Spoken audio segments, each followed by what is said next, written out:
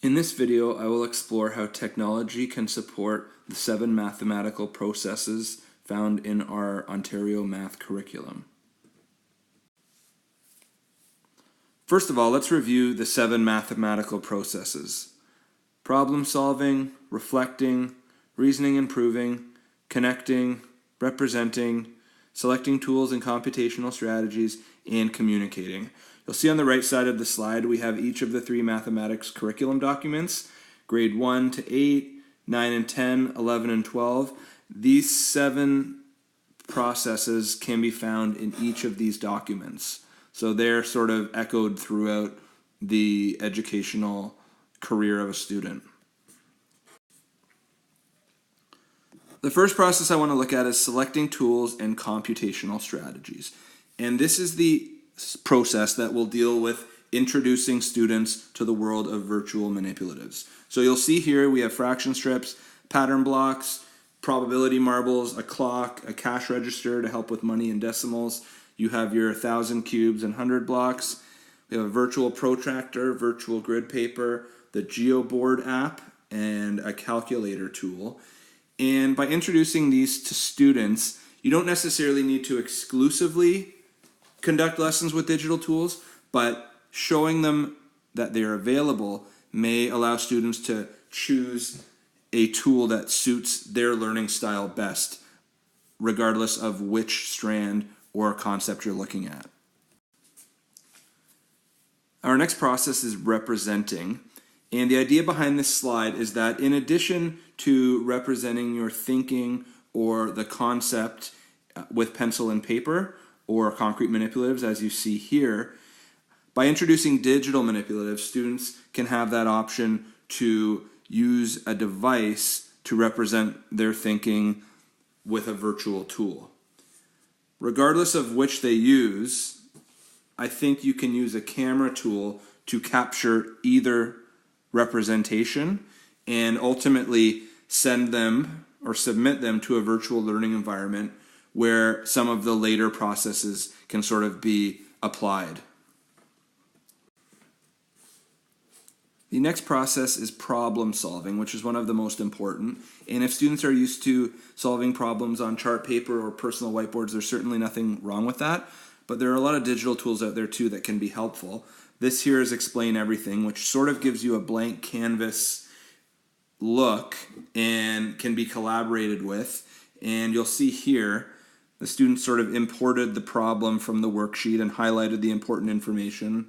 Then they've imported visuals of a nickel, and they've also sort of played with their colors and circled important information to ultimately get to their final answer. So that's certainly something that should be explored in order to create a blended learning environment.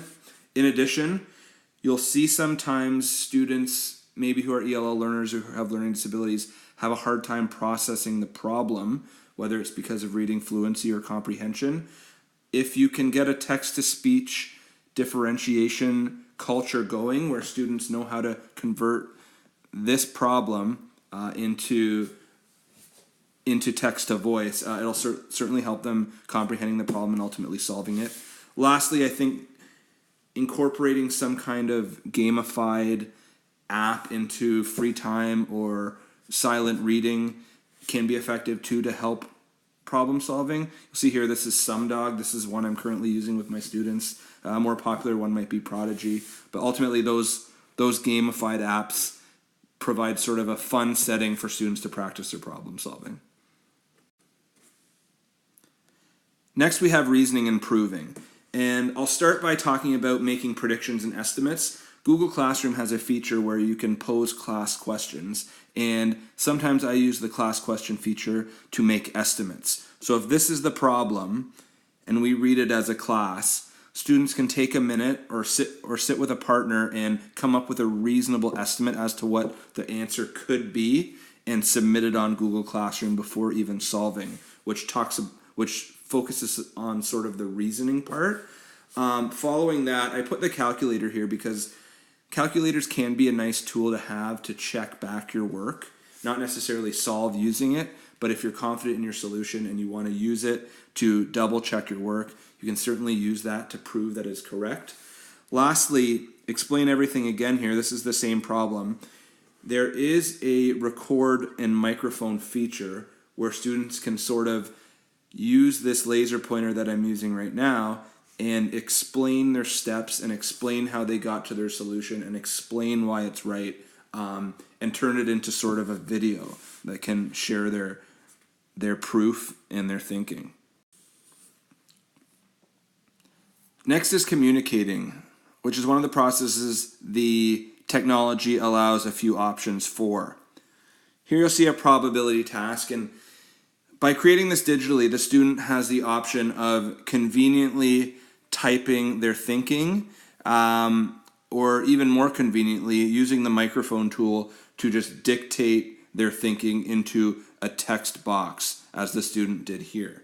In addition, like we talked about in the previous slide, the student can record or annotate their thinking using the laser tool and pointing to their thinking on the task in front of them.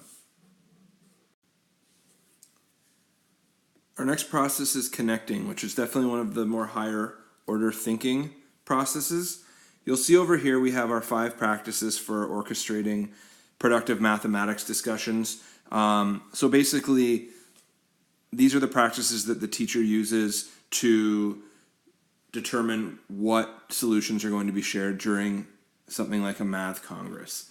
So the selecting and sequencing one I find the most important. That's where the teacher selects different solutions to be projected, usually that are different strategies, and then they'll sequence them in the order of complexity to hopefully connect them later. So with perimeter, you'll see over here, I've used Pic Collage to make one visual of 3 different solutions, and it is a perimeter problem. And here the student just sort of counted around to get 16. Here the student added the 4 sides together. And finally, our highest level of thinking here is to use multiplication. So using Pic Collage can be effective in sort of merging different solutions to project as one, and then hopefully make connections on how maybe we could move this thinking to here and maybe move this thinking to here. Our last process is reflecting. And I spoke of math congresses earlier. Math congress is sort of where students are selected strategically by the teacher to share their solutions, and from there the viewers or the students on the carpet would make observations or comments or questions to the presenter. You'll see one here, and the student has a piece of chart paper down here that's a little messy and probably difficult for the students in the back to see. By using a virtual learning environment or a VLE like Google Classroom, solutions can be submitted to that app or tool and projected on the smartboard in a way that is bigger and easier to read for all the students involved. In addition, I've put the logos of Socrative and Google Forms here because those can be really teacher-friendly tools that can facilitate exit surveys, exit quizzes, consolidation quizzes, and sort of formative feedback or assessment for the teacher to review and sort of plan from there.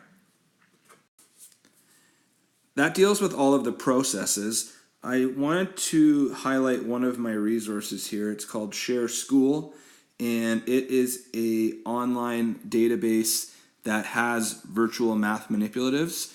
And if your school or your board subscribes to Explain Everything, the tools can be quickly downloaded into an Explain Everything file and worked on from there. I hope you've gained some ideas on how to incorporate technology into the math classroom. I want to reiterate that you shouldn't explicitly or exclusively push digital tools, but I believe that they should be an option in the classroom so students can sort of access different mathematical concepts in a way that caters their learning style the best. Thank you.